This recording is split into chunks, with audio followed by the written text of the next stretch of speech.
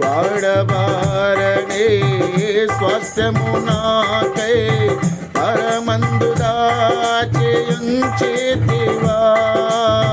వాడబారనే స్వాస్థ్యము నాకై పరమందు దాచియుంచితివా. వాగ్దాన ఫలము అనుభవింప నీ కృపలో నన్ను పిలచితివా. వాగ్దాన ఫలము అనుభవింప నీ కృపలో నన్ను పిలచితివా. మహోన్నతుడా నీ కృపలో నేను నివసించుట నా జీవిత ధన్యతై ఉన్నదే.